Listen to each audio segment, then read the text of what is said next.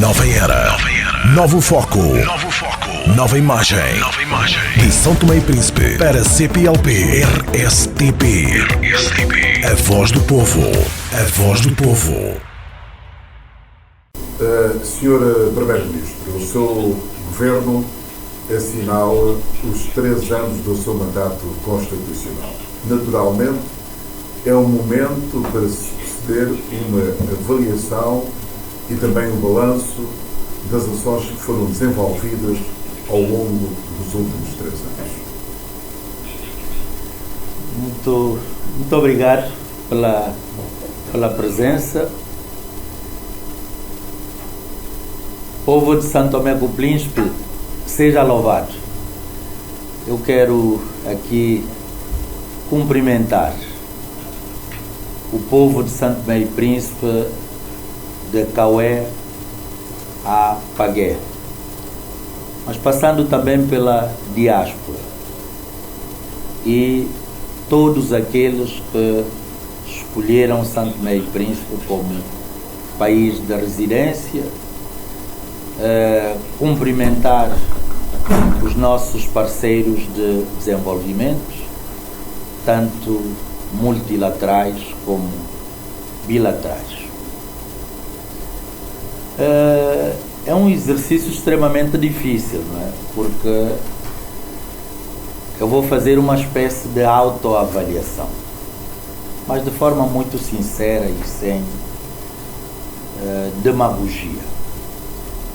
Até porque, contraditoriamente, 3 anos é muito tempo, mas também é muito pouco tempo.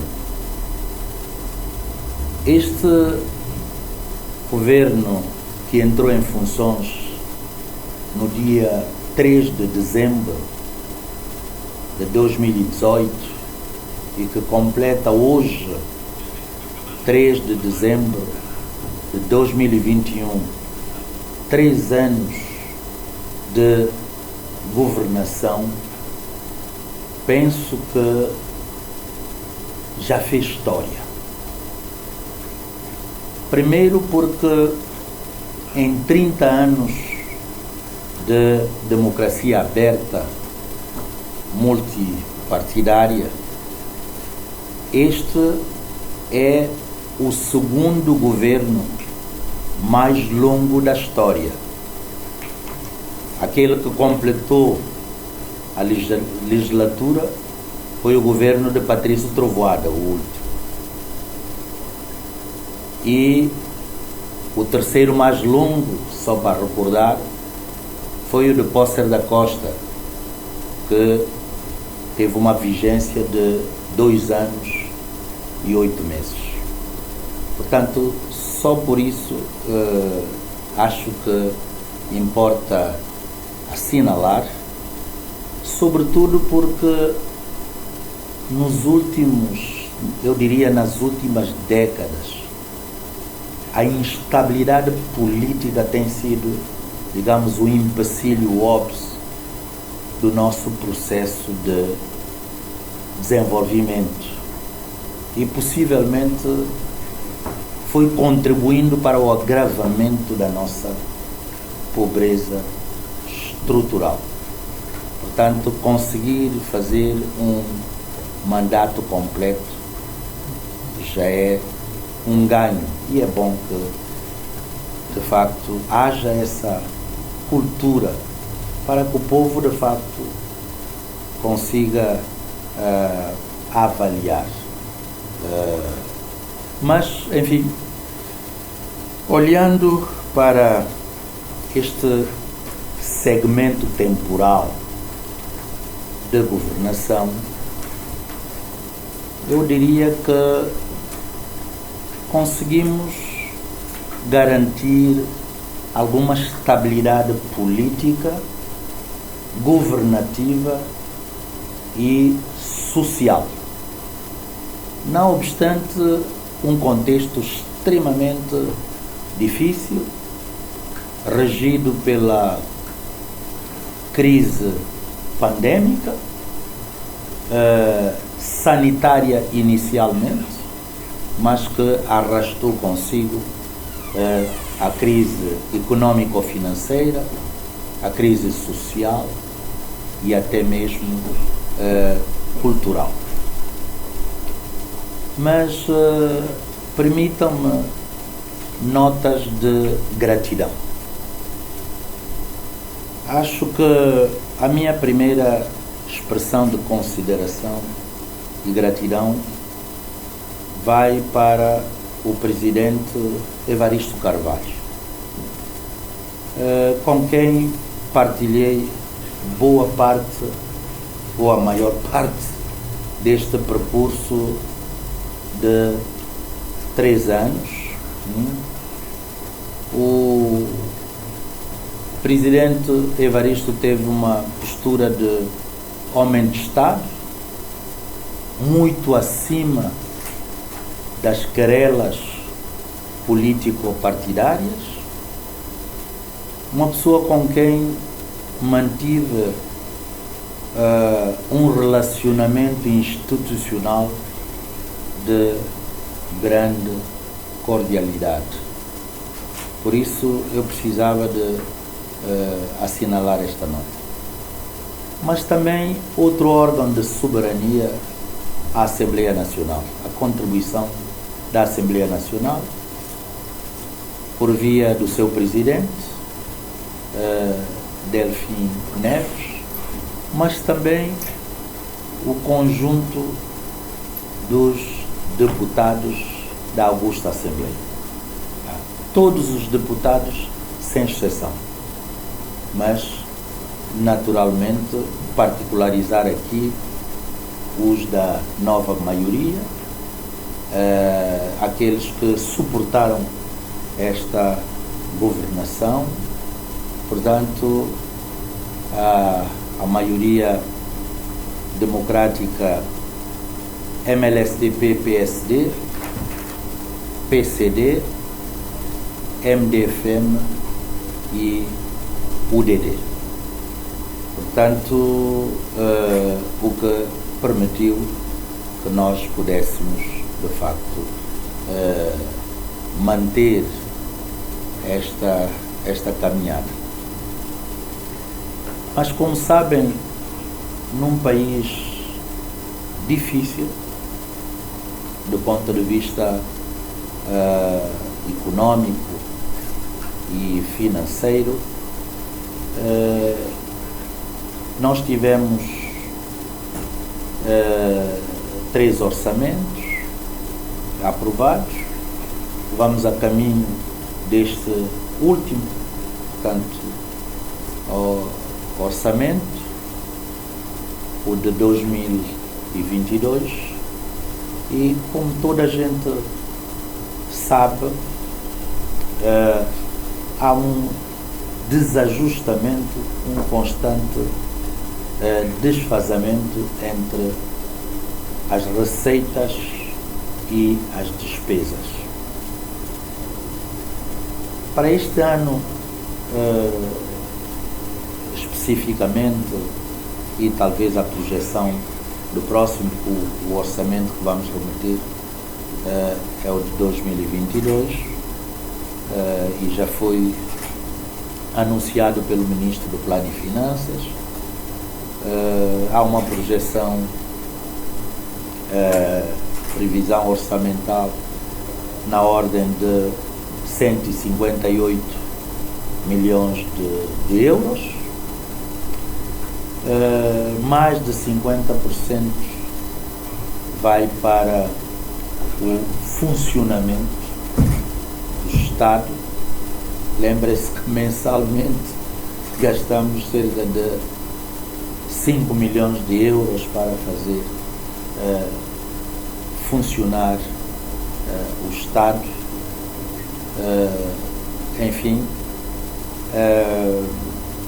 uma projeção de crescimento na ordem de 2,8%, uma inflação projetada para, enfim, 7%,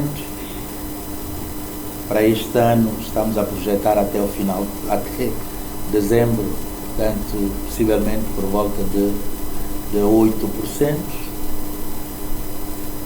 Enfim, vamos continuar a realizar investimentos, que, como sabem, os investimentos de capital são suportados maioritariamente pelos nossos parceiros de desenvolvimento. Estamos a priorizar a infraestruturação do país, que vai levar uma fatia de cerca de 22%, mas tendo em conta a situação, o contexto sanitário e as lições que tiramos da pandemia, é preciso continuar a investir na saúde, e a saúde vai levar por volta de 16%. A educação é um setor transversal, investimento no capital humano, neste património mais valioso de que São Tomé e Príncipe dispõe. Portanto, a educação vai levar cerca de 13%, se seguirá depois a agricultura com 12% e por aí fora. Mas em relação ao orçamento, nós teremos ocasião para podermos falar do orçamento, tendo em conta que ele já foi remetido à Assembleia Nacional, portanto, que está a analisá-lo, e acredito que ainda este mês, portanto, teremos a sua discussão na generalidade, e vamos esperar, portanto, fazer votos para que este último orçamento seja aprovado à semelhança dos outros. Naturalmente que, apesar de se tratar, enfim, de uma maioria tangencial de 28 deputados, penso que durante esses 3 anos esta maioria demonstrou alguma solidez, e espero que, enfim, contar com a assunção de responsabilidade desta maioria, tanto com a qual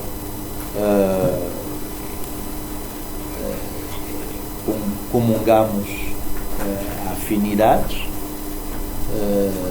sobretudo para podermos levar esta gestação governativa até ao final da legislatura, portanto, até às eleições legislativas de outubro de 2022.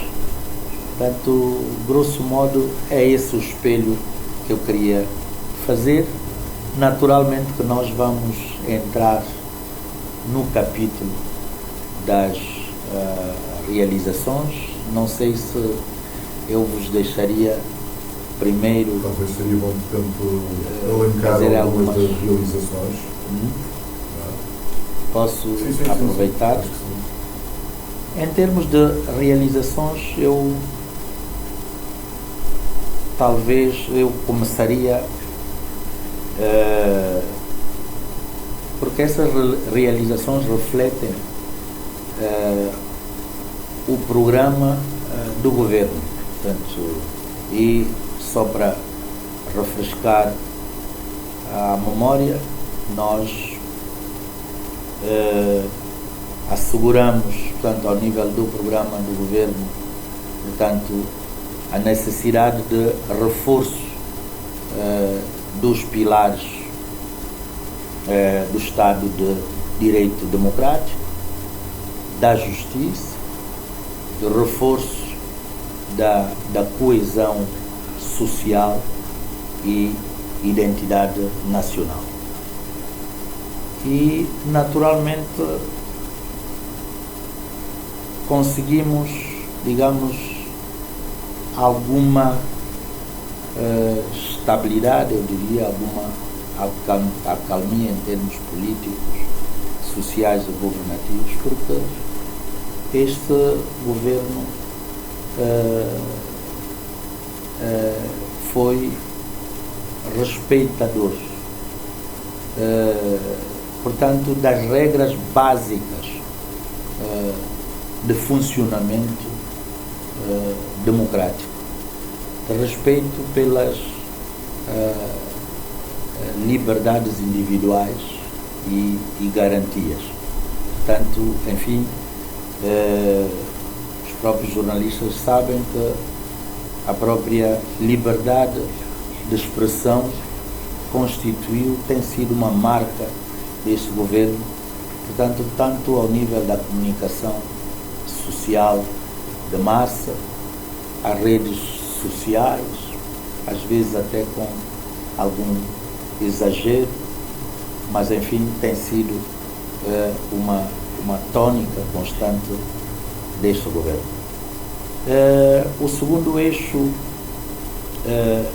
foi precisamente o do crescimento econômico. Nós quisemos, enfim, criar empresas mais robustas que pudessem criar empregos perenes e dignos.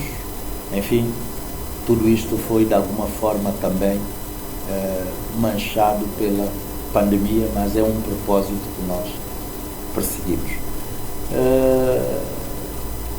Vincar aqui o eixo da melhoria dos serviços sociais de base, a saúde, a educação, a proteção social, entre outros, e o último eixo,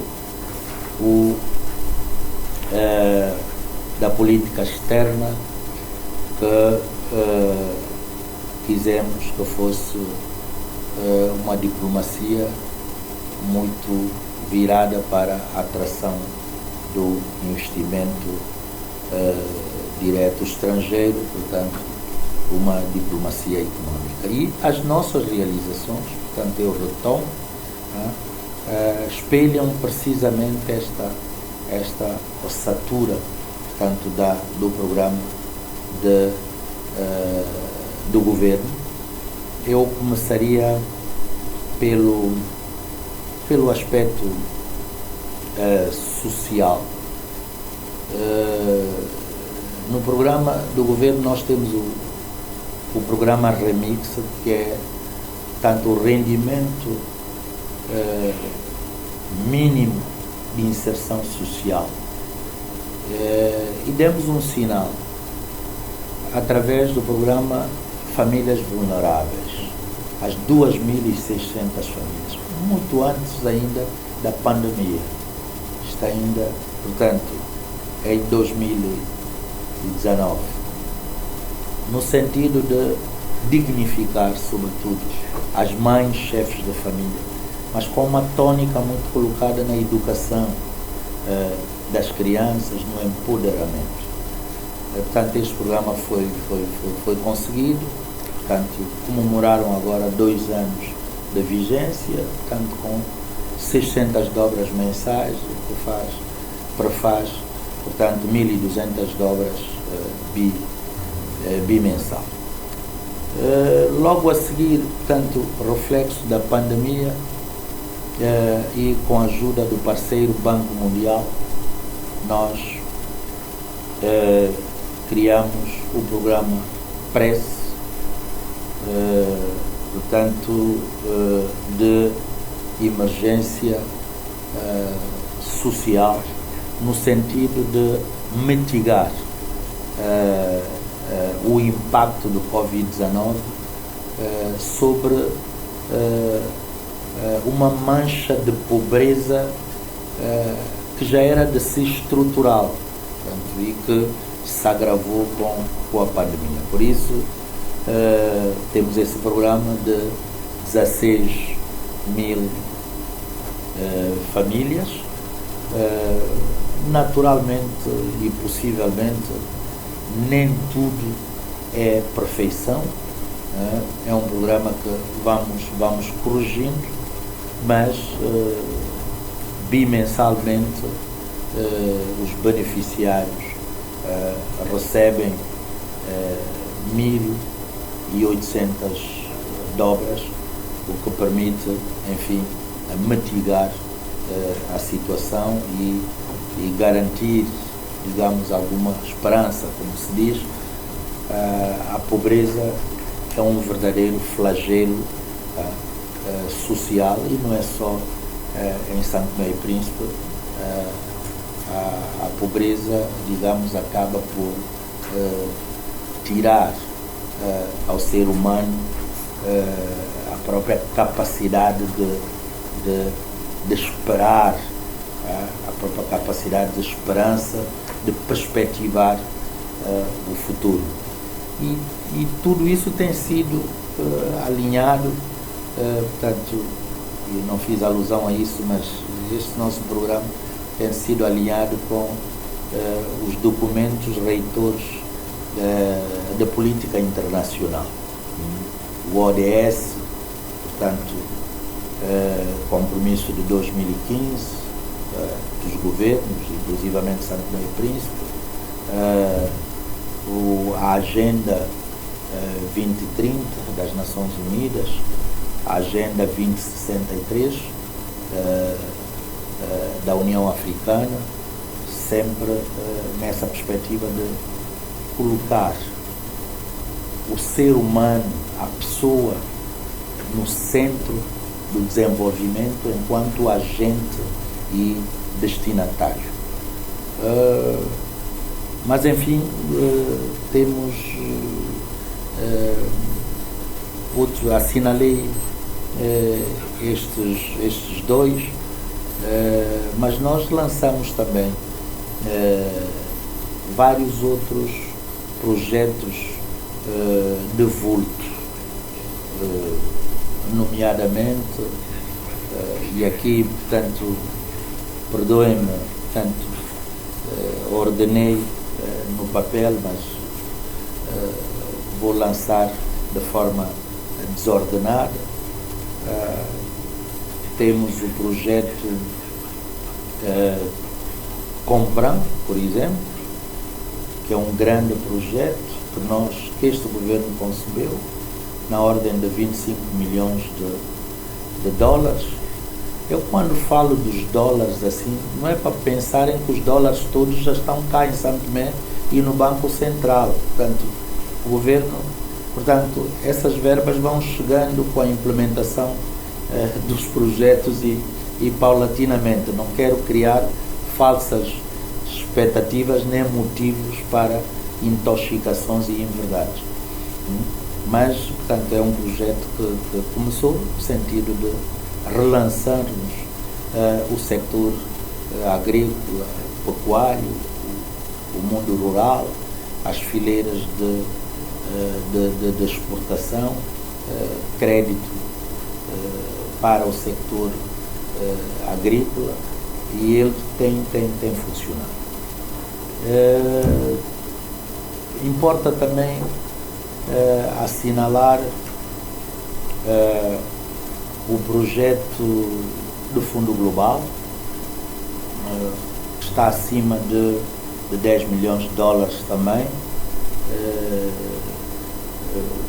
virado para a luta contra o paludismo, que pretendemos erradicar nos próximos anos, que é também um flagelo, e temos contado com o apoio de várias cooperações, sobretudo a cooperação chinesa. Portanto, este projeto, portanto, além do paludismo, visa também HIV, SIDA, tuberculose e outros. mas também importa referenciar o grande projeto da estrada número 1,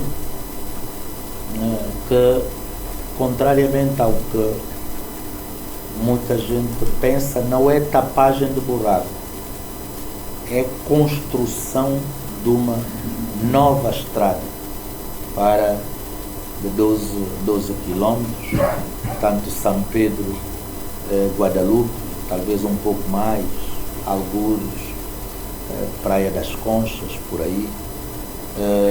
É um verdadeiro, portanto, é uma nova via projetada para os próximos 20 anos, com todas as infraestruturas conexas, a rede elétrica, a iluminação, a internet, tanto as condutas de água, o saneamento, enfim, é um projeto que está acima também de 10 milhões de dólares. Portanto, se repararam, eu já não estou a dizer os números exatos, eu deixo, digamos, esses detalhes para os sectores e que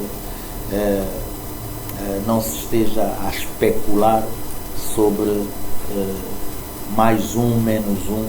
Portanto, o meu trabalho, portanto, a minha função é dar essa noção genérica, mas também devo assinalar, sobretudo para o relançamento da economia, o crescimento económico. Nós, pelo menos durante a vigência deste governo, pudemos inaugurar e pôr em funcionamento a fábrica d'água, tanto que nos permite, de alguma forma, balancear, não é, este desequilíbrio entre importação e exportação, e evitar que continuemos a encher contentores e mais contentores da água que vem da Europa. Naturalmente que só esta fábrica não é suficiente, mas enfim, portanto, pelo menos demos o início. Inauguramos e está em funcionamento também a fábrica de óleo de palma da empresa Agripalma, portanto, de alguma forma, portanto, é um contributo para a economia e que permite São Tomé e Príncipe também exportar alguma coisa. O projeto de construção da fábrica de chocolate de secado, penso que está ainda, portanto, em construção, mas portanto, as coisas estão bastante, penso que as obras estão bastante avançadas, e se não fosse a pandemia nós estaríamos já a inaugurar. Portanto, enfim, isto é só para assinalar alguns projetos de vulto. Possivelmente vocês, durante a vossa pergunta, poderão, enfim, questionar-me sobre outros. Fizemos muitas construções e reabilitações, como toda a gente sabe. Portanto, quem viu a cidade capital em 2018 e quem a vê hoje, portanto, esses buracos por tudo quanto era sítio, como se tivéssemos saído dos escombros de uma guerra. Portanto, hoje penso que, e sem nenhuma vaidade, até porque é função do governo, é dever do governo, portanto, trabalhar nessa perspectiva até de dignificação desta capital, que já foi referência no passado, e sobretudo numa perspectiva de atrairmos os turistas, fazer com que eles saiam daqui com alguma saudade, levando na bagagem a vontade de regressar. E naturalmente há muita coisa que falta nesta recuperação, nesta reabilitação da cidade. As pontes estão feitas, polêmicas à parte, as pontes estão construídas, as novas pontes, as 3 pontes estão construídas. E nesse capítulo, porque nós somos respeitadores da separação de poderes e porque todos os órgãos concorrem interdependentemente para o bem-estar e o desenvolvimento do país, continuamos à espera há mais de um ano que os tribunais, nesse caso, portanto, a Justiça, no seu todo, não estou a particularizar se é Ministério Público, se é Tribunal de Contas, enfim, a Justiça no seu todo, que façam justiça rapidamente. Porque esse problema da ponte já está a demorar e nós precisamos, enfim, de resolver os problemas para a gente continuar a avançar e não termos essas pedras no sapato do governo.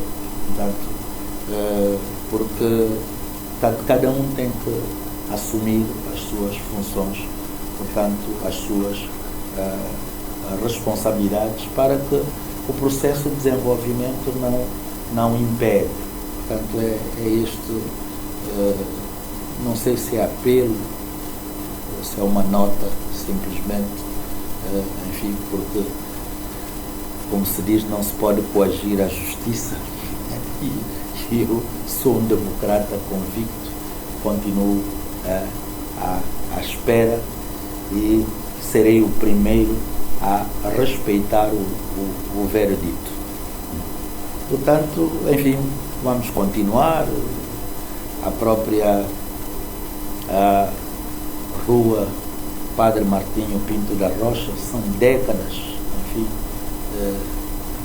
de uma imagem praticamente de pré-história, portanto, daquela via, e que foi agora alterada. Alguns detractores nossos tentaram tirar partido de uma enxurrada, mas enfim, são outros problemas, portanto, para outros rosários. Enfim, espero que a própria Câmara Distrital da Água Grande, que também tem competências sobre a cidade, que continue a trabalhar de forma mais afincada para ajudar o governo. Enfim, portanto, outras realizações, escolas,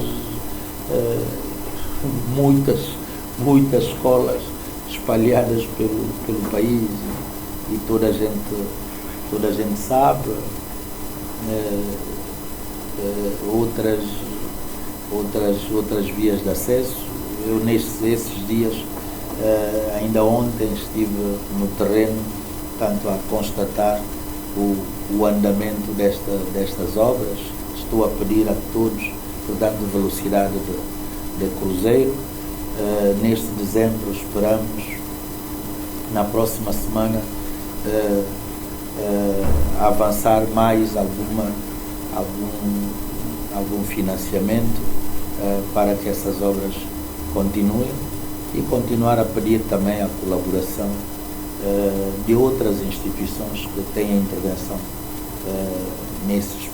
tanto na realização das obras, sobretudo a COCIR, o Tribunal de Contas, portanto, enfim, para que possamos e, sobretudo, contar com a colaboração da população em geral, Eu queria deixar aqui uma nota, portanto, que me escapou antes de deixar os jornalistas colocarem as suas questões. É uma nota de agradecimento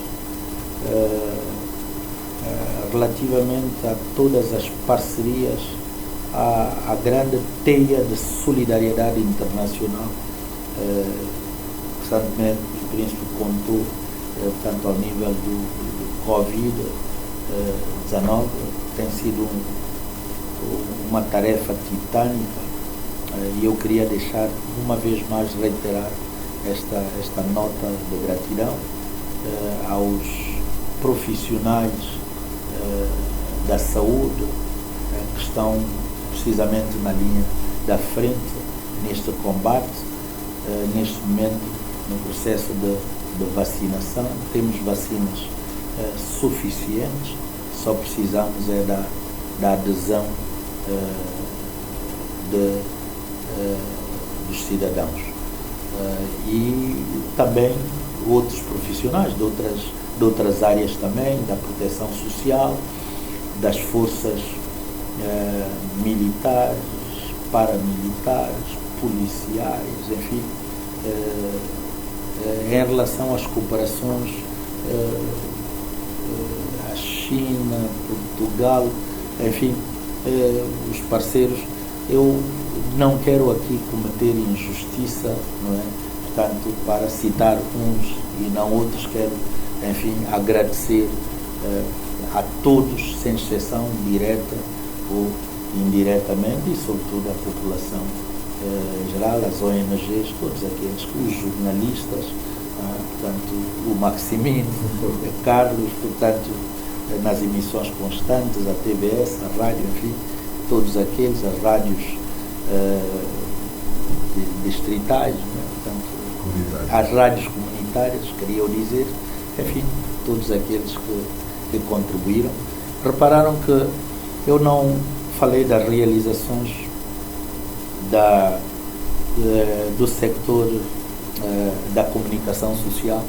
Vocês são testemunhas oculares de todo o investimento que este governo fez em termos de reabilitação da TVS, reabilitação da Rádio Nacional, os equipamentos comprados, as viaturas, enfim, as câmaras. Hoje toda a gente se esqueceu, portanto, daquilo que acontecia no passado, constantemente problemas de câmaras de filmagem e, portanto, enfim, ultimamente conseguimos ultrapassar a avaria dos emissores, como consequência também do problema energético, enfim, e só mesmo para terminar este capítulo de algumas realizações, e não fui muito exaustivo, não passei pela justiça, portanto, uma série de outros setores, a juventude, o guichê único que foi inaugurado, a incubadora que vamos inaugurar agora, portanto, as realizações, mesmo ao nível do Príncipe, temos há obras na cidade. Eu falei da capital de Santo Tomé, mas há obras a serem feitas também para a reabilitação da cidade de Santo Antônio, muitas obras em curso. Neste momento há uma equipa técnica na Grécia para poder identificar um barco que vai fazer a ligação entre Príncipe e São Tomé. Portanto, é um investimento privado, Portanto, a equipa é composta por um técnico do IMAP, um da ENAPOR e um elemento da região autónoma do Príncipe. Estão precisamente na Grécia neste momento para esse trabalho, tão cedo quanto regressarem, portanto, rubricaremos, portanto, o contrato para que o barco chegue rapidamente, porque tem sido o maior constrangimento. Sem o barco, coloca-se-nos o problema do combustível, do abastecimento de combustível ao Príncipe, o problema não só do combustível, mas de géneros alimentícios e todo o resto. Portanto, a ligação, os barcos que aqui temos são muito precários, portanto, com avarias constantes, a começar do barco Príncipe, entre outros. Como eu dizia, o setor da energia, eu tenho repetido que o nosso foco é água, energia e estradas. Há progressos assinaláveis também ao nível desse setor de energia. Nós conseguimos adquirir o grupo de geradores Caterpillar, portanto de alta rotação, que está em funcionamento, que permitiu mitigar o legado que nós tivemos em 2018 de cerca de 9 megas. Neste momento estamos a produzir por volta de 16, 17. Penso que vamos continuar a melhorar, e a meta era precisamente neste mês de dezembro. Adquiriu-se peças de substituição para os ABCs, o Hyundai tem sido intervencionado, o grupo dos geradores Hyundai tem sido intervencionados pela cooperação chinesa. Enfim, vamos lutando com os meios, com os parcos meios financeiros de que dispomos, mas com muita perseverança, com muita determinação. Já devíamos estar, enfim, muito mais avançados em termos de transição energética. Há já contratos assinados para a exploração da fotovoltaica, sobretudo espaços já concedidos na zona de água casada, com algumas empresas, Agna, entre outras, mas também, portanto, há projetos em curso para o possível aproveitamento das mini hídricas e a possibilidade também de barragens, não é? Tanto para exploração hidroelétrica como para irrigação. Como sabem, portanto, as mudanças climáticas nos levam a tomar algumas medidas. Portanto, o próprio projeto WACA é fruto disso. Portanto, estamos a tirar as populações do litoral. Portanto, é um projeto que está em Santa Catarina, está no Príncipe e, portanto, também em Caué e Cantagallo. Portanto, somos uma ilha, temos um litoral imenso. Portanto, enfim, são investimentos que vamos continuar a fazer. Portanto, eu deixava, portanto, os jornalistas, talvez terei feito uma introdução bastante longa, mas como compreenderão, há muita coisa que eu, portanto, não assinalei. Vou pedir aos jornalistas que interpelem cada ministro em particular. 3 anos não são 3 dias, não são 3 horas. Portanto, houve uma mão cheia de realizações. Precisamos é de divulgar mais. Obrigado, Sr. Primeiro-Ministro. Enumerou várias realizações, de facto, mas, entretanto, esses 3 anos de mandato do seu governo ficam claramente marcados pela pandemia da Covid-19. Considera que se trata do maior obstáculo na implementação do seu programa de governo, a pandemia? Naturalmente que sim. E até nisto, este governo faz história. Nenhum outro governo funcionou com o travão da crise pandémica, Covid-19. Eu normalmente não gosto de me refugiar nesse argumento, que é visível, que é tangível, que é mundial, como nós dizemos, cabalo que tem 4 pés, na pouco som plogafa, canto mais não que tem 2. Algumas pessoas dizem que tem 1. Portanto, enfim, num espírito de muita resiliência, de muita perseverança, mas também contando com um grande cordão de generosidade internacional. Portanto, nós conseguimos atingir, digamos, a estabilidade do quadro epidemiológico. Naturalmente que todo cuidado é pouco, não podemos baixar a guarda. Estamos no mês de dezembro, mês de festa, mês da alegria, mas, enfim, temos que continuar tanto a nos prevenir, sobretudo porque as nossas estruturas sanitárias são muito frágeis. Temos um hospital central bastante antigo, portanto uma estrutura bastante antiga.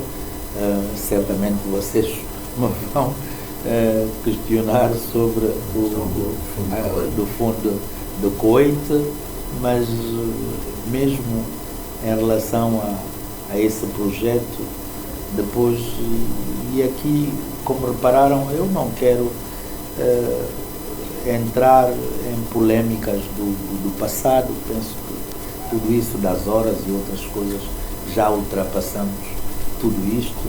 Vamos tocar o barco para frente. Toca num aspecto muito importante que tem a ver com a saúde, e esta pandemia da Covid-19 veio de facto mostrar essa fragilidade no setor da saúde. Neste um ano que falta para o fim do seu mandato, concretamente, quais serão as grandes intervenções que terá ao nível do setor da saúde, tendo em conta essas fragilidades?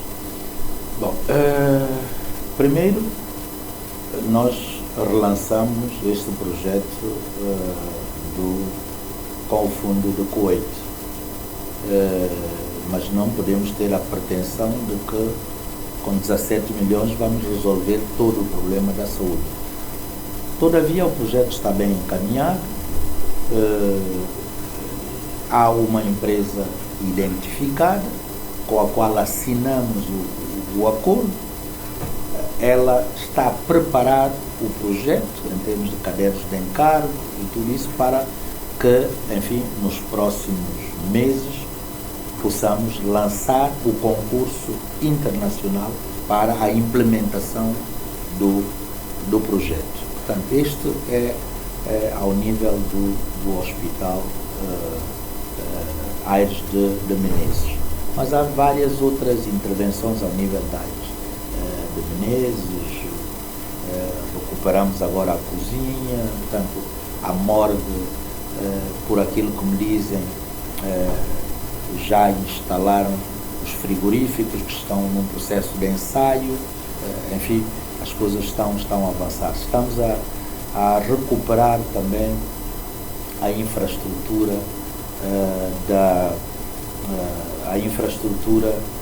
de Monte Café, que poderá ser utilizada seja para albergar os possíveis doentes Covid, porque nós não podemos continuar, enfim, a sacrificar uma infraestrutura turística, com vocação turística como o Miramar, portanto, para acolher constantemente os doentes, mas aquela infraestrutura poderá servir também para outras valências ao nível da saúde. Pensamos também implementar, vamos tudo fazer para implementar, deixar pelo menos este legado da hemodiálise, não é? Porque temos muitos conterrâneos nossos desterrados em Portugal e penso que este governo vai tentar, portanto, nós estamos a projetar, não é? Nem que comecemos com meia dúzia portanto, como é que se chama isso? Meia dúzia de cadeiras, qualquer coisa assim, portanto, mas vamos dar início a um dos projetos também que nós temos. Agora, há propostas, não é, que vamos continuar a acarinhar do sector privado.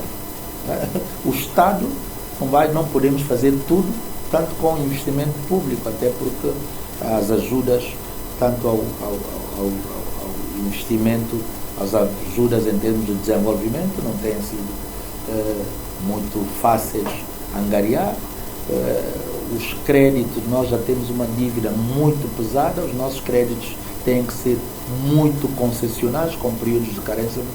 Portanto, por isso mesmo é que o apelo ao investimento direto estrangeiro tem que ser, portanto, uma constante e há algumas propostas, que vamos continuar a analisar e oxalá que consigam vingar no sentido de termos aqui um hospital de referência. O próprio projeto de Zona Franca de Malanza também contempla a construção do hospital.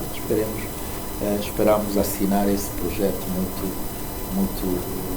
o contrato de concessão muito rapidamente, à semelhança do projeto do Porto, do Porto, a Costável, o Porto de Fernão Dias, da Ana Chaves, o Porto do Príncipe. Portanto, há uma série de projetos que são, portanto, de privados, de estrangeiros. E esperemos que, ao nível da saúde, consigamos. Ainda no setor da saúde, Sr. Primeiro-Ministro, sabemos que as dificuldades são imensas. O Governo, acabou de dizer, sozinho não consegue fazer tudo, mas porque tocou na questão da intervenção no Hospital de Monte Café, mas queria também fazer recordar de um investimento que o Estado começou a fazer em Ubagudo para a construção de uma infraestrutura hospitalar, e ali temos um monstro que nunca mais... Qual é a solução? O Governo alguma vez já pensou em alguma resposta, alguma intervenção, ou é uma infraestrutura tendo em conta o estado em que está para demolir? Eu, em relação ao futuro, não posso responder, não lhe posso responder com toda, enfim, de forma muito assertiva, mas saiba que é a nossa preocupação. Esse hospital de Ubagudo é algo que nós herdamos, são essas heranças incômodas que remontam a várias décadas aqui em Santo Tomé. Quando encontramos, em princípio, tinha vocação para se transformar numa escola, mas nós achamos que um hospital seria o mais conveniente. Houve uma empresa interessada, a ONG O Manifesto, com a qual começámos a dialogar. Portanto, pareceu que as coisas iriam avançar, mas depois acabaram por desistir. Neste momento, por aquilo que eu sei, aquela infraestrutura são só paredes. Portanto, está completamente desventrado, à semelhança do hospital de Agostinho Neto. Por isso é que nós começamos a intervenção em Monte Café, que é uma estrutura, portanto, que está em melhor estado, que foi conservada, não foi destruída, não foi vandalizada, não é? Por isso achamos que ganharíamos tempo e, portanto, em recuperar aquilo que está em melhor estado. Mas, portanto, depois veremos nos próximos tempos o que fazer com essa infraestrutura, porque Cantagalo, de facto, continua a crescer e precisa de uma infraestrutura condigna ao nível da saúde, mas aquela zona também, portanto, além do hospital, temos problemas com a água, portanto, o acesso à água potável, a via de acesso, enfim, portanto, o volume de intervenção seria muito grande, e se houver algum privado que queira entrar numa parceria público-privada, portanto, através dessa antena, eu deixo já essa disponibilidade do governo, como eu digo, portanto, o governo não consegue, e noutros países não é isso que acontece. Portanto, quem cria mais empregos, normalmente, são os privados, são as empresas, são as fábricas e o setor privado. E neste capítulo esqueci-me de assinalar, digamos, as condições que nós criamos, além de se falar sempre da justiça, não é? A criação, da modernização da justiça, a criação de um ambiente propício para negócio. Nós demos sinal ao nível do setor privado, criando um crédito de 3 milhões de dólares, portanto já houve beneficiários, conseguimos mobilizar, portanto a qualquer momento esta verba vai estar disponível também, mais 10 milhões de dólares, portanto os 3 milhões foram através do Banco Mundial, os 10 milhões que estamos a mobilizar por via do BAD, não é? E acredito que tudo isto é para, enfim, relançar o setor privado, já que fiz alusão a estes sectores.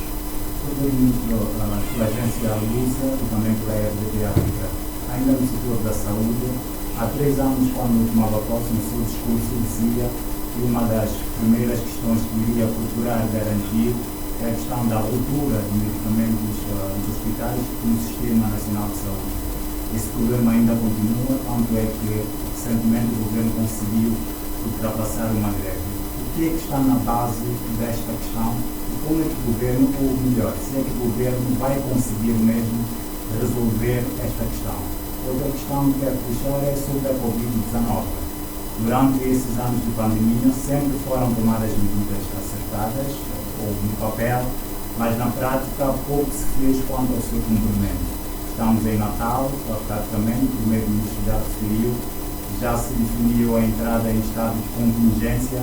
A questão é, será efetiva o cumprimento dessas medidas para se evitar, sobretudo, a entrada da nova variante e para que em janeiro não haja novamente o aumento de novos casos?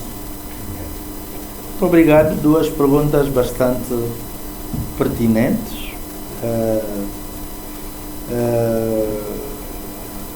mas ao mesmo tempo complexas também. Bom, relativamente, vou começar pela última. O governo, enfim, tomou a sua decisão política, não é? E este governo tem sido madrugador em termos de tomada de decisões. Já em 2020 fomos os primeiros a começar a tomar, não é, medidas preventivas, porque de facto, em termos curativos, nós não só não estamos em condições, mas as despesas são sempre muito mais onerosas. Mas como toda a gente sabe, as nossas instituições todas são ainda muito frágeis e temos que contar, sobretudo,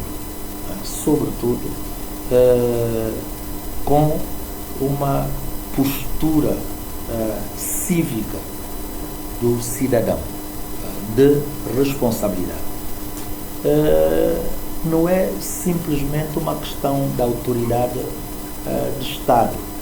Como eu digo, nenhum país vai conseguir recrutar, sejam forças militares ou policiais, portanto, capazes de ter atrás de cada cidadão um polícia. Isto é impossível. Isto é impossível. Portanto, enfim, através dos recursos humanos que nós temos, vamos fazendo o que é possível num país em que existe também incredulidade relativamente à doença. E talvez porque a letalidade não foi tão grande, graças às medidas que nós fomos tomando, há muita gente que toma tudo isso de ânimo muito ligeiro, de ânimo leve, sem esquecer a postura de muitos políticos que pensam ganhar votos, não é? Enfim, tentando desacreditar o governo e, enfim, e tirando proveito do obscurantismo de muita gente. Portanto, mas o governo vai fazer tudo o que é necessário, a decretar esta medida de contingência, sobretudo porque nós temos que colocar sobre os dois pratos da balança a pandemia e a economia. Como sabem, portanto, a pobreza agravou, o impacto para a economia das famílias, das pequenas economias familiares é grande, e naturalmente colocam tudo isso na conta deste governo. É por causa desse governo, por isso que não se está a ganhar dinheiro. É por causa desse governo que não há Quanó, não há fundões. É por causa desse governo que os agentes culturais estão na situação de pobreza em que se encontram. Não é? Mas se circularem pelo mundo fora, vão encontrar exatamente a mesma coisa ou ainda pior. Portanto, e nós temos estado a fazer o que é possível, sensibilizando, chamando a essa responsabilidade cívica. Aumentamos, ultimamente, recrutamos cerca de 100 polícias, 100 agentes. Portanto, naturalmente vamos continuar a investir também nos equipamentos, nos meios materiais, na formação, para que possamos, enfim, debelar tudo isso, mas a vida em primeiro lugar, e eu agradeço pela pergunta. Mas, como eu disse, é um trabalho de todos nós, não é um trabalho só do governo. Às vezes, muita gente confunde o governo com o Estado. Eu não mando na Assembleia Nacional, eu não mando na Presidência da República, eu não mando nos tribunais. Portanto, eu sou executivo. E depois nós temos um território e temos uma população. Isto é que faz o Estado. Somos todos nós. E todos nós temos que concorrer para o bem-estar coletivo. Relativamente aos medicamentos, uma boa pergunta, uma pergunta complexa, um osso duro de roer. E há décadas, nós que já estamos em 17 primeiros ministros constitucionais, pelo menos neste período de Segunda República, nesses 30 anos, e como eu dizia, e 2 governos de iniciativa presidenciais, portanto estamos a falar de 19 governos. Esse problema sempre existiu. Eu não estou a dizer que, pelo facto de ter existido, que eu não busco soluções. A pandemia mostrou-nos que temos que quebrar paradigmas, temos que fazer diferente, e contar também, e aqui não vinquei o suficiente, também com as competências da nossa diáspora. Há muita gente boa, competente, bem formada, que devia estar aqui para nos ajudar, mas hoje também o problema do espaço, da geografia não é problema. As pessoas podem ajudar-nos lá onde estão, e através das tecnologias de informação e comunicação podem perfeitamente, portanto, ajudar-nos neste complexo problema de aquisição de medicamentos. Anualmente, no Orçamento Geral do Estado e neste próximo orçamento, nós já colocamos esta verba de 2 milhões de dólares. Esta verba foi alocada este ano à tal empresa Origem Pharma. Portanto, tinha a incumbência de enviar para Santo Tomé esses cerca de 20 contentores, qualquer coisa por aí.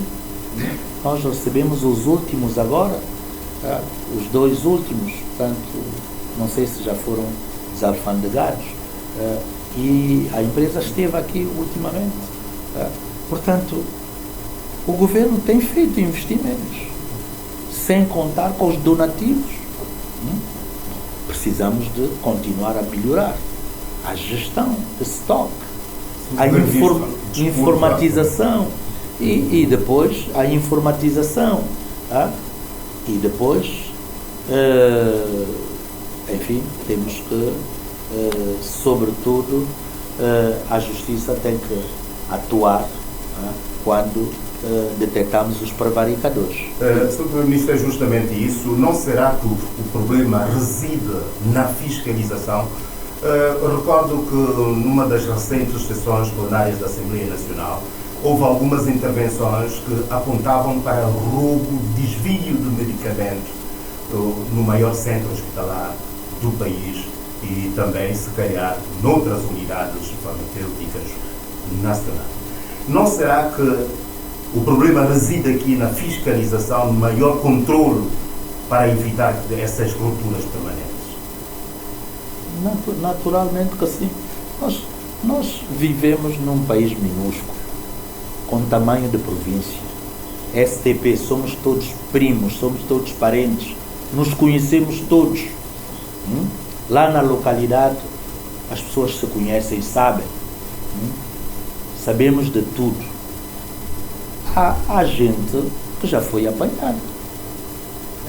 A Polícia Judiciária tem feito o seu trabalho. Mesmo durante, portanto, eu creio que em 2020, já houve casos que foram entregues à Justiça. Eu estou à espera.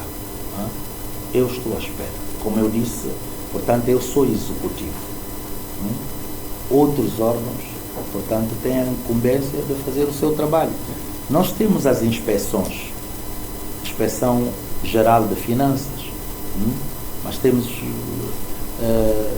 inspeções noutros setores, a Secretaria de Estado do Comércio e Indústria, nós temos a DERCAI. Portanto, enfim, vamos continuar a exigir e pedir que cada um faça o seu trabalho e que, de facto, pelo menos, que a Justiça possa pegar em mãos alguns casos e podermos ter, enfim, mudar um bocado de paradigma e, portanto, expressar muito mais a autoridade do Estado, no seu todo. Sr. Primeiro-Ministro, num dos seus pronunciamentos teria dito que ia proceder a avaliação minuciosa dos ministros, diretores, chefes de departamento, afins, e de facto as pessoas aguardam esta avaliação e quando se sabe do pronunciamento feito também do Sr. Primeiro-Ministro da remodelação governamental e está pendente ainda a nomeação do Ministro da Defesa que está a ser acumulado por si. Para quando é que se prevê todas essas mexidas?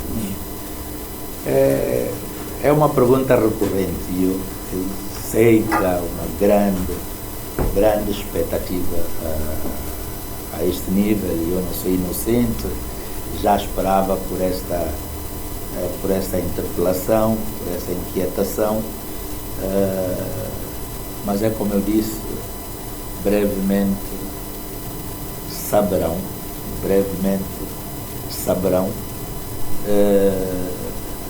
Naturalmente muitos dirão, mas enfim, o seu tempo está a escassear, eu tenho consciência disso. Há uma série de parâmetros que eu tenho que colocar sobre a mesa, tenho que colocar e tenho colocado, não é, sobre a mesa. Ninguém é inocente, enfim, do mosaico que constitui esta governação. Eu sei que muitos gostariam que eu fizesse as coisas de forma atabalhoada para muito mais rapidamente cair na Assembleia Nacional com os santos por falta de um outro deputado, não é? 128. Portanto, tudo isto são ingredientes que a minha vida não é fácil, como podem pensar. Isto não é o governo anterior que tinha 33 deputados oriundos de uma mesma bancada, uma equipa homogénea. Portanto, mas seja como for, eu estou a encarar tudo isso com muita responsabilidade. E, como eu disse, isto, portanto, saberão no momento oportuno, mas que não se pense que quando eu falo nas mexidas, toda a gente levanta a cabeça para ver, digamos, o cimo da pirâmide. É só os ministros. Não. A governação são os diretores, são os chefes de departamento, são as pessoas que têm a mão na massa. Somos todos nós. Portanto, somos todos nós. É uma grande equipa, e muitos decisores intermédios acabam por ter responsabilidades muito grandes. Naturalmente, tem sempre um chefe e tudo isto eu estou a compilar. Mas, portanto, como lhe disse, muito brevemente saberão. Com toda a responsabilidade. O Sr. Primeiro-Ministro, bem pouco tempo, reconheceu que o nível da pobreza aumentou e com ele também o custo de vida. Tudo está cada vez mais caro em função do próprio mercado internacional. Pandemia, outra vez no centro da questão. E qual, na sua perspectiva, pode ser a alternativa, sobretudo para São Tomé e Príncipe, um país com uma economia muito frágil, também dependente do exterior? Uma boa pergunta. Desde logo, eu acho que os santomenses têm que ter maior autoestima. Têm que gostar mais do seu próprio país. Têm que saber que a solução não virá de fora. A solução é endógena. Nós temos que assumir os nossos destinos com as nossas próprias mãos. E muitas vezes há a impressão de que a solução virá de fora. E que os outros, o Banco Mundial, o FMI, os nossos parceiros, tanto pensa-se. E eu acho que é o momento precisamente de mudar de paradigma. E possivelmente a pandemia é esse mal que chega para nos abrir os olhos, para que nós possamos arregaçar as mangas e encontrarmos solução. Porque eu acredito que São Tomé e Príncipe tem solução, sim senhora. Tem solução. É um país de muitas, com um grande leque de potencialidades, com muitas oportunidades. Naturalmente, como também muitas vulnerabilidades, como qualquer Estado insular. E, de facto, temos sofrido o impacto da subida de preços. E, sobretudo, os senhores jornalistas sabem perfeitamente, e fez alusão a isso, a subida do preço do petróleo no mercado mundial, a subida do preço dos cereais, a subida do preço da energia, dos transportes, a própria situação, a nossa situação de insegurança ao nível do Golfo da Guiné. Nós precisamos de divulgar mais esses dados. O que fazer? Temos que cada vez mais, não é? Primeiro, quando eu dizia trabalhar mais no sentido de aumentarmos a nossa produção, estou a falar mais no campo da segurança alimentar e nutricional, a semelhança do que acontecia na época colonial. Portanto, temos tantas iguarias, portanto, e muitas vezes estamos a habituar as crianças a alimentarem-se do arroz de Japão, arroz de 3 acordos. Portanto, nós precisamos. Depois, o empreendedorismo, o setor da transformação. Nós temos capacidade, está bem, não temos uma produção em grande escala, mas para nichos de mercado e sobretudo para a sub-região é perfeitamente possível. E o governo já está a dar passos nesse sentido. Os acordos de isenção de vistos, não citei muito, portanto, as realizações ao nível dos negócios estrangeiros, portanto, vão nesse sentido, de forma que facilmente hoje os santomenses já temos acordos de isenção de vistos com Angola, com Namíbia, com Gana, com Cabo Verde, com Guiné-Bissau, com Moçambique. Portanto, vamos ver muito brevemente no quadro do acordo que nós assinamos de mobilidade em julho na Cimeira de Luanda, se ao nível de Portugal vamos ver como evoluir um pouco mais. Mas também acordo de livre comércio, portanto, tudo isto com o alto patrocínio da União Africana. Bom, precisamos, enquanto país insular, de assegurar, não é, a ligação marítima, e aí o setor privado tem que entrar em ação. Portanto, enfim, tudo isto vai nos permitir, não é, e depois, naturalmente, continuarmos a melhorar o ambiente de negócio, o próprio Estado, tanto a atração do investimento direto, estrangeiro, a estabilidade política e governativa, a nossa paz genuína. Portanto, é uma atração. Quanto mais confusão nós fizermos, mais afugentamos o dinheiro e os investidores. Portanto, é um conjunto de ações, não é? A articulação entre o governo e outros órgãos de soberania.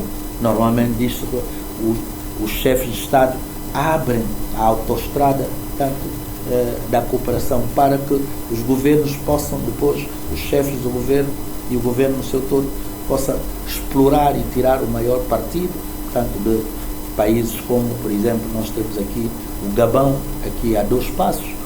No passado, as trocas comerciais eram muito mais intensas, portanto, em vez de determinadas mercadorias virem de Portugal, há materiais de construção aqui perto, na Guiné Equatorial, portanto, em Angola, entre outros. Portanto, é neste sentido que poderemos, não é, paulatinamente, e naturalmente o setor do crédito, o acesso ao crédito, ao setor privado, para podermos, enfim, debelar esta crise e ultrapassar este momento. Sim, difícil. Ainda à guisa desta resposta, bem, enquanto o Governo tem conhecimento da análise, já tem o diagnóstico feito e a população vem reclamando tanta subida de preços. Como contornar esse cenário imediato, enquanto se aguarda por outras soluções? Sim. Neste momento nós já há algumas medidas que já foram tomadas. Neste momento o governo está a subvencionar o combustível, já está a acumular uma dívida de 30 milhões de dólares no diferencial de preço em relação à ENCO, só nos últimos 3 meses, em pouco tempo, cada litro de combustível. Houve um problema agora no Príncipe. O operador que tem um monopólio, portanto, tentou aumentar o combustível no Príncipe de 32 para 35. Nós estamos em negociações, pedimos que, portanto, mantivesse o preço, não é, do combustível que lá foi. Para o próximo carregamento, vamos ver, possivelmente, uma das soluções será, pelo menos transitoriamente, possivelmente será a subvenção, mas pronto, eu terei que sentar com os técnicos das finanças, o seu ministro, para, enfim, vermos, portanto, fazermos essas análises. Mas também poderemos mexer nas taxas, nos impostos, portanto, naquilo que é cobrado nas taxas. Temos que ver com a Enapor, com a IMAP, com outros operadores. Portanto, tudo isto no sentido de se poder mitigar a situação. Em relação a outros produtos, vamos ver como é que nós poderemos fazer, não é? Portanto, não sabemos por quanto tempo é que vai durar esta crise. Seja como for, também vamos continuar a rezar para que o furo do próximo ano da Shell Galp em fevereiro, portanto, que seja um furo de sucesso na nossa zona económica exclusiva. Será um motivo também de esperança, porque precisamos enfim, financiamentos adicionais, não é? Portanto, dinheiro que nós não temos disponível neste momento na Caixa. Ainda nesta matéria, o Sr. Primeiro-Ministro falou aqui que nós precisamos de trabalhar, sobretudo em matéria de segurança alimentar e nutricional. Sei que no início da pandemia da Covid-19 lançou o projeto Vamos Semear para Não Digo Qual Comer. A esta altura, qual é a avaliação que faz deste projeto?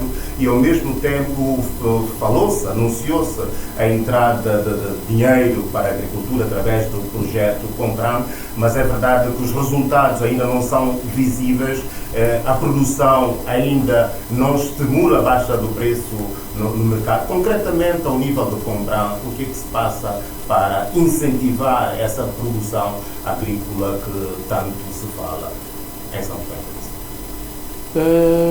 Nós vamos analisar com o projeto, né, porque qualquer projeto vai se adaptando às próprias circunstâncias, né? As circunstâncias é precisamente do Covid, mas neste momento, dentro desta crise sanitária, há a crise económica, os preços estão a subir, como se disse aqui. Portanto, quer dizer que o próprio projeto tem que ganhar dinâmica de tal maneira para ir se adaptando, não é? Ir se ajustando, não é? Às metamorfoses do próprio processo, não é? de evolução social e económica. Penso que vai haver necessidade de, sobretudo, garantirmos e acelerarmos o acesso ao crédito, para que se possa investir mais, tanto ao nível da pecuária. Portanto, nós continuamos a importar pintos, continuamos a importar ração, portanto, o que acresce digamos, o custo final dos produtos, mas também ao nível da conservação, ao nível de transporte. Portanto, me dizem que, portanto, passo, enfim, tanto a gíria popular, dizem que há muita comida no mato, que é preciso tirar do mato para os centros urbanos. É preciso que haja operadores também, empresários, que possam entrar neste, possam mediar esse processo, criar centros de compra e de abastecimento. Portanto, alguns conseguem fazê-lo diretamente, por exemplo, ao Secadu ou a outros centros, mas possivelmente outros têm mais dificuldades. Portanto, que haja também compradores e revendedores. Enfim, portanto, há todo um trabalho de organização que penso que este projeto Compran e todo o apoio que a FAO também tem dado, penso que nos próximos tempos vamos ver como melhorar e estimular este setor da agricultura.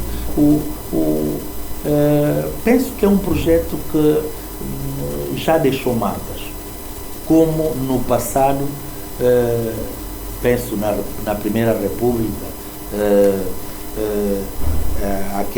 aquela campanha de comecemos desde já a plantar, penso que no sentido de conciliar, por reconciliar o santomense com a agricultura. Nós somos um país de vocação agrícola e há muita gente, não é, na cidade de mãos limpas, fato e gravata, não é, que tem que pensar e muitas vezes com roças de famílias, não é, com glebas lá na roça, e nós temos que voltar novamente e isso toda a gente pode perfeitamente fazer isso.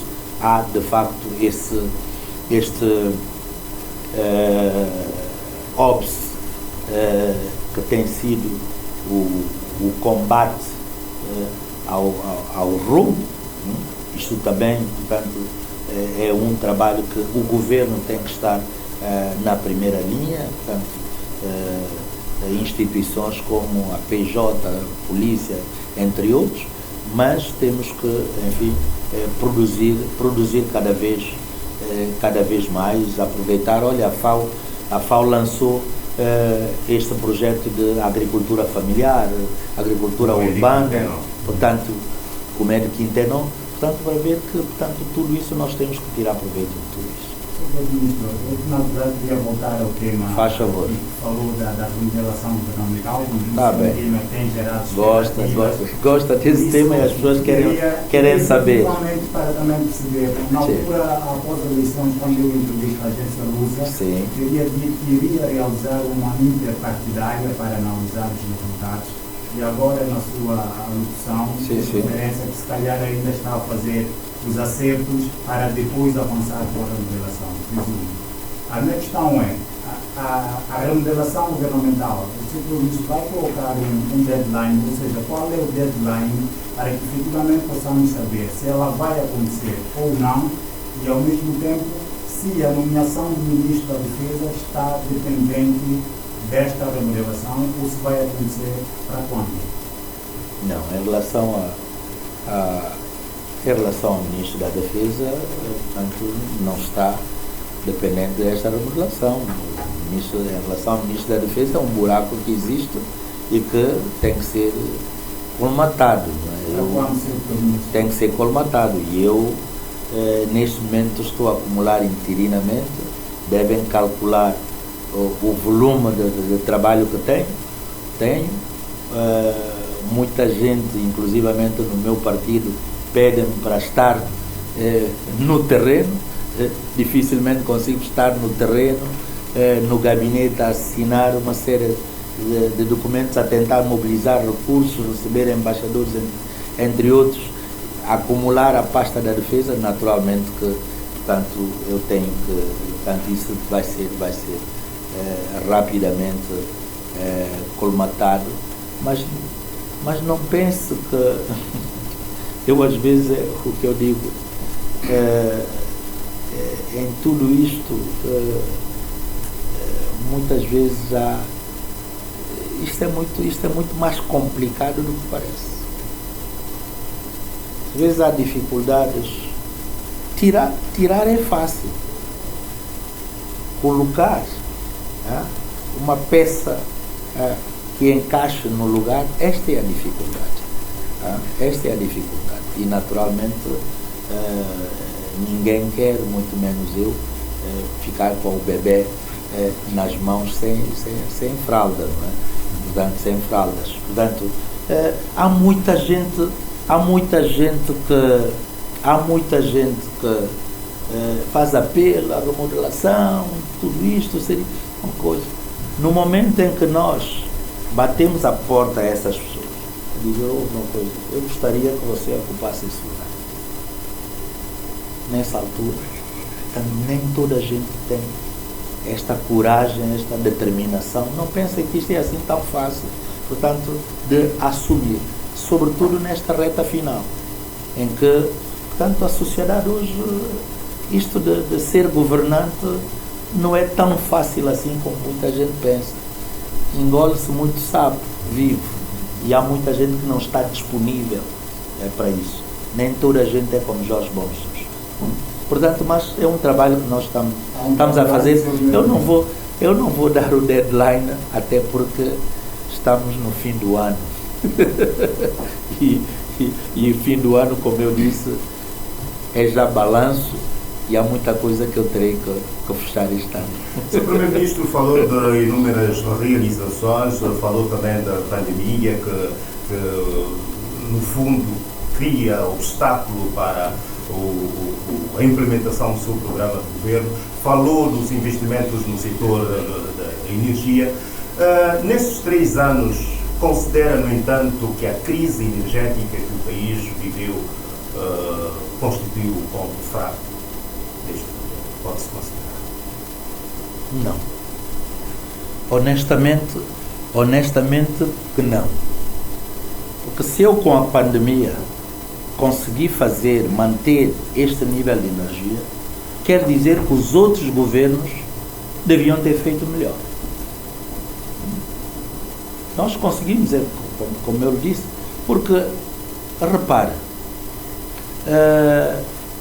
nós, em termos de energia, e isso já praticamente desde 75, vamos dizer, desde a época colonial, com exceção das mini-hídricas das empresas, portanto, das antigas empresas agrícolas, mas desde a independência vivemos praticamente à base de energia térmica, que continua, a sua vigência continua até hoje. Este governo teve um legado, além das avarias dos geradores herdados, nós tivemos o desafio do combustível, meus senhores. O desafio do combustível. Estão lembrados, não é, de algumas tensões, os motoqueiros, quando houve ruptura de combustível. Já se esqueceu. Mas não quer dizer que o problema está resolvido. Angola já não dá combustível a crédito como dava. Continua a ser uma ameaça essa questão. Portanto, além dos geradores, da compra de peças, e os técnicos, felizmente, os nossos engenheiros, os técnicos da EMAI têm feito milagres, dentro das suas limitações também. Precisam de mais formações especializadas. Também nós compreendemos que temos geradores de várias marcas. Isto é outro problema. Alguém que tem, portanto, no quintal, carros de várias marcas, em que tem que bater porta a mecânicos ou oficinas diferentes. Não é? Toda a gente sabe disso. Tudo isto tem sido. Portanto, e acho que temos conseguido, dentro das limitações e com o travão da pandemia, penso que este governo tem conseguido, e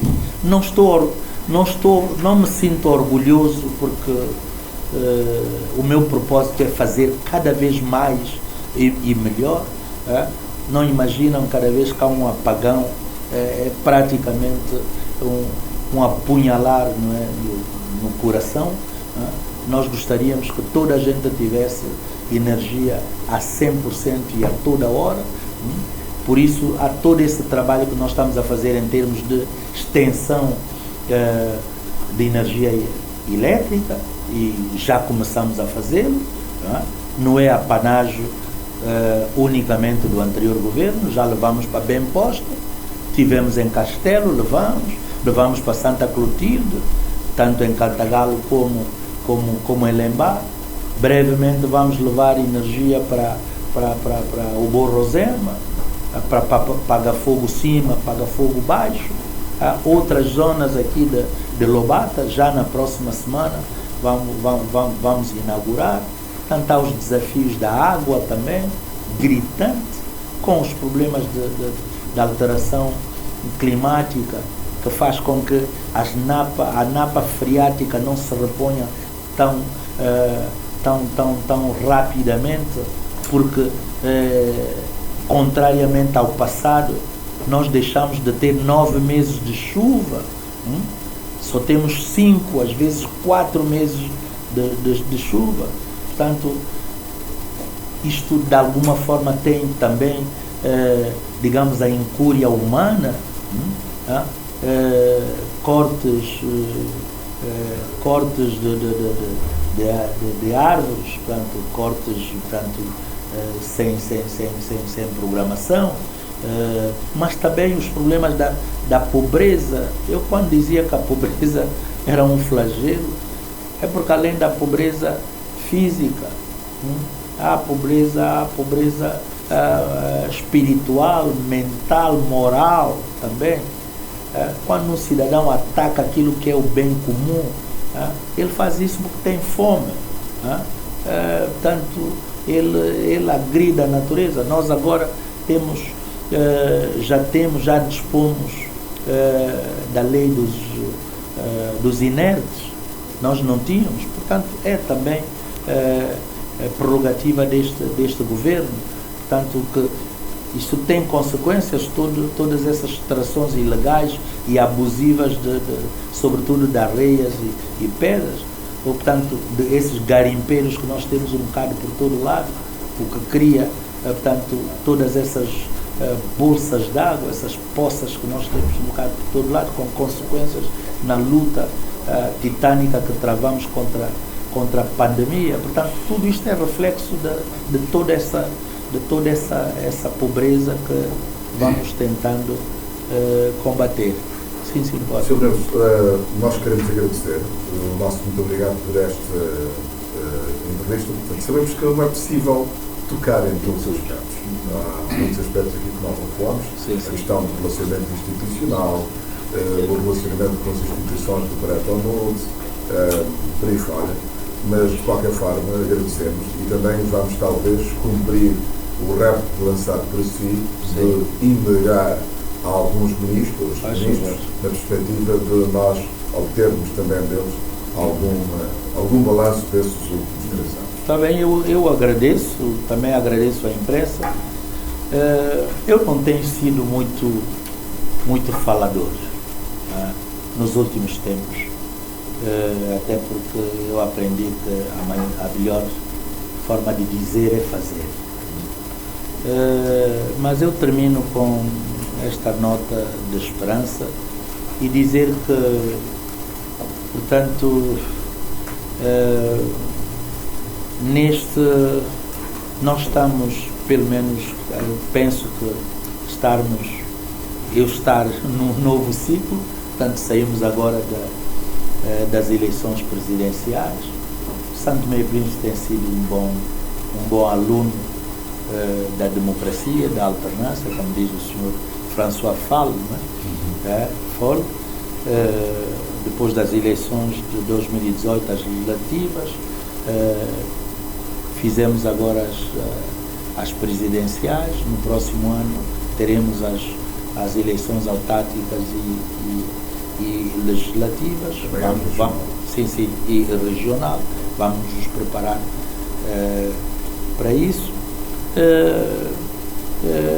o meu relacionamento com o novo presidente, o engenheiro Carlos Villanova, é ainda bastante recente, possivelmente não tenho elementos bastantes ainda para uma avaliação, mas penso que falando a priori, também temos tido uma relação, um relacionamento institucional bastante cordial. Até este momento não tenho grandes razões para queixa, tanto até porque é alguém que antes de ser presidente, não é, fez parte da governação nos últimos 10 anos, portanto foi ministro das infraestruturas, esse grande sector onde os problemas são mais gritantes, portanto exerceu essas funções durante 6 anos. Eu acho que, portanto, que dá alguma tarimba para perceber também, portanto, enfim, os problemas que esta máquina governativa tem e encontrar talvez formas, e eu faço votos para que, em termos de magistratura de influência, que, portanto, continue a ajudar o governo também, abrindo portas, não é? Abrindo autoestradas para que o governo possa explorar ao nível, sobretudo, da nossa sub-região, porque precisamos de maior dinamismo ao nível da política externa, portanto, enfim, batermos outras portas e quebrar paradigmas é sair também da zona de conforto, não é? Portanto, estamos muito confortáveis no espaço CPLP, no espaço União Africana, portanto, há outros espaços pelo mundo fora, onde o dinheiro circula, onde há disponibilidade, e penso que, portanto, é neste quadro que vamos continuar a trabalhar, mas não só a instituição presidencial, instituição presidência, mas também continuarmos a contar com o relacionamento ao nível do sector da justiça, da modernização da justiça, o Tribunal de Contas, o Supremo, naturalmente a Procuradoria, que também faz falta, o Tribunal Constitucional e, naturalmente, a Assembleia Nacional que legifera, não é? Onde também, portanto, onde estão presentes os partidos políticos, que também, tanto vamos precisar da colaboração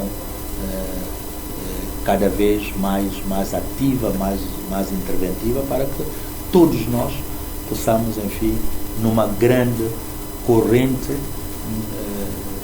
remar no mesmo sentido para o desenvolvimento de Santo Tomé e Príncipe, e queremos contar sobretudo com os jornalistas. Sei que há muitas dificuldades, possivelmente, enfim, assintosamente preferiram não me questionar sobre o reajuste. Nós estamos a trabalhar, retiramos o documento, mas estamos a trabalhar nesse sentido, não só em prol dos jornalistas, mas da função pública em geral. Possivelmente alteramos os pressupostos, não é? O modus facienda. Compreendemos que vamos ter que, de forma faseada, começar, sobretudo, pela base da pirâmide, os que mais precisam, mas estamos conscientes de que é preciso repor a justiça salarial. E pedir-vos uma vez mais para nos ajudarem a enfim, enaltecer a imagem de Santo Tomé e Príncipe. Portanto, ao denigrirmos a imagem de Santo Tomé e Príncipe, aí mesmo é que o investimento direto não virá. Portanto, ninguém vai querer vir, portanto, para um país onde tudo corre mal.